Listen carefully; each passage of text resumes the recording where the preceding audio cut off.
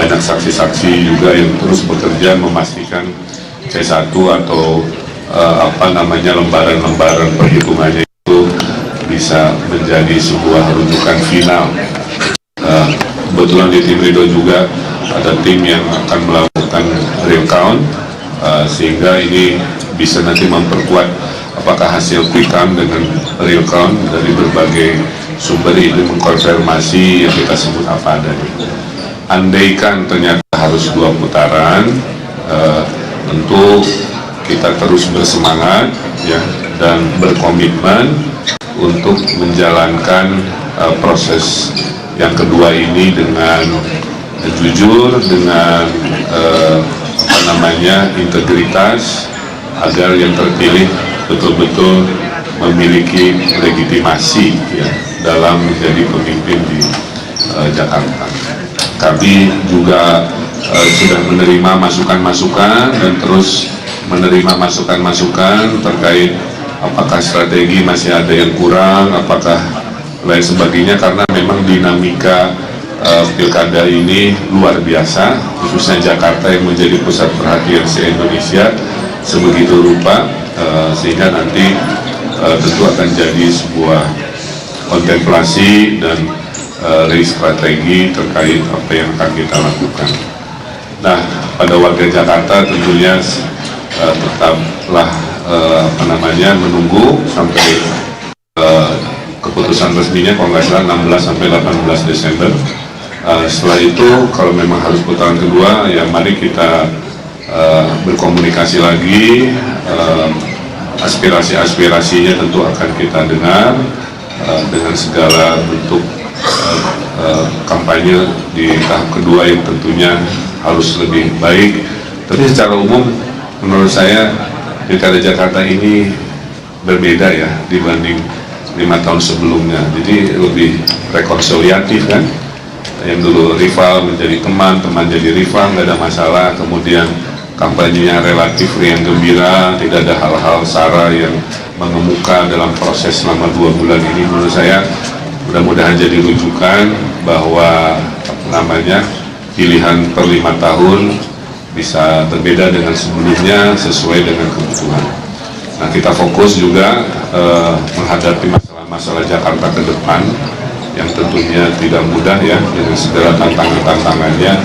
Mudah-mudahan warga Jakarta tetap semangat, karena saya yakin siapapun yang terpilih itu orang-orang baik, niatnya juga baik, dan programnya juga baik-baik ya. Tinggal masalah tentunya takdirnya kepada siapa. Saya kira secara umum itu yang bisa kami sampaikan. Terima kasih kepada para relawan di pihak Rido, para partai-partai pendukung dan struktur di bawahnya, pada tim ses, Pak Ariza Patria dan jajarannya, kepada aparat TNI Polri yang sudah kerja keras luar biasa. Saya kira damai kondusif di lapangan juga relatif aman terkendali, dan juga tadi kepada PPS dan KPUD, Bawaslu dan lain-lain yang menyelenggarakan dengan baik, juga kepada masyarakat yang tergabung di Ormas, tergabung dalam komunitas. Mari terus kita tunggu hasil akhirnya, dan juga saya haturkan terima kasih rekan-rekan media yang sudah menyertai, bisa melihat suka dukanya. Beginilah ya demokrasi kita, dan di mana-mana dalam kontestasi siap menang harus siap kalah.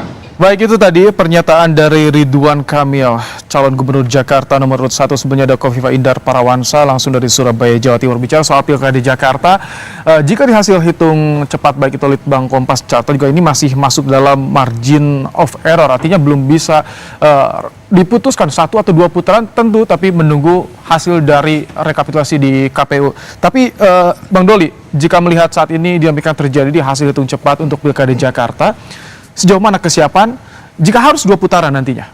Ya tentu kan kami mempersiapkan sampai akhir keputusan ya, sampai tahap mana diputuskan akhir pilkada ini selesai. Jadi bagi partai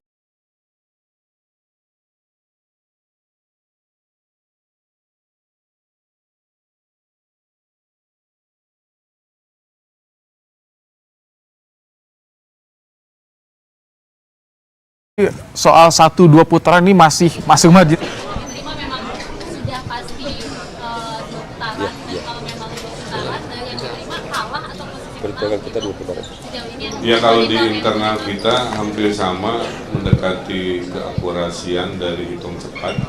Jadi tidak ada yang tembus 50%. Jadi artinya per hari ini laporan ke kami dengan yang terbaca di media cenderung sama. posisi Kang Emil, izinkan kalau misalnya memang terjadi putaran kedua, apa strategi yang akan dilakukan? Kemudian kan menunggu sampai 18 Desember itu apa yang kira-kira Kang Emil dan Pak Susat? Ya tentunya kalau sambil menunggu yang paling baik yang kita lakukan adalah mengukur ulang semua langkah-langkah yang pernah dilakukan, melihat data-data, kita kuat di mana, lemah di mana. Kita cek juga partisipasi publik ya, yang di lapangan cenderung turun dibanding pilkada 5 tahun lalu. Itu juga mungkin harus dievaluasi, berkurang partisipasinya di mana, di wilayah mana. Jadi intinya sambil nunggu kita evaluasi. Tapi poin utamanya di momen hari ini adalah 2 putaran ini kelihatannya lebih menjadi faktual berdasarkan hitung cepat, hitungan internal kami, dan kita lihat kalau konsistensinya sama ya tentunya mental kami harus tetap optimis untuk melaju ke putaran kedua. Bang, evaluasi yang dilakukan apakah termasuk juga pengevaluasi Pak? Gantian. Pak, ini kan hasil dewan yang keluar itu kan agak berbeda dengan slogan yang selama ini dikatakan oleh Ridho ya, 1 putaran. Ini sejauh ini emang kalau Kang Emil lihat apa sih kekurangan di lapangan selama kampanye itu kan sehingga kemungkinan ada 2 putaran itu? Ya evaluasinya terlalu banyak ya Mbak. Jadi dinamik politik itu bukan matematik ya. Ada banyak faktor yang tidak bisa saya sampaikan secara mudah dalam doorstop ini. Tapi poinnya hasil evaluasi, hasil hitung cepat ini justru baru mau akan dievaluasikan, baru akan dibahas, sehingga saya belum punya jawaban pasti dimensi-dimensinya seperti apa karena terlalu kompleks. Apalagi kalau saya perbandingkan dengan 2 pilkada yang pernah kami lalui itu memang parameter-parameternya ternyata jauh berbeda. Kang, ini Kang sendiri didukung dengan banyak partai politik.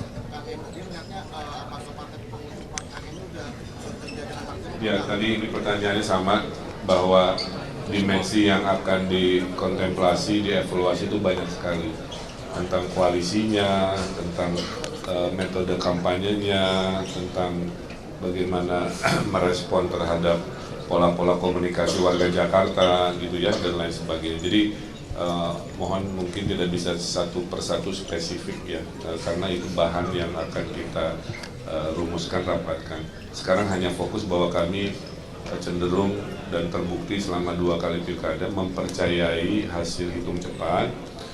Itu aja poin utamanya. Kemudian kami akan menunggu apakah hitung cepat yang rata-rata memang mirip dengan pengumuman akhir dari KPUD-nya. Sambil menunggu kami melakukan menerima masukan dan evaluasi, dan tentunya mengaturkan tadi. Terima kasih dengan semangat optimisme di putaran kedua, insya Allah bisa jauh-jauh lebih baik.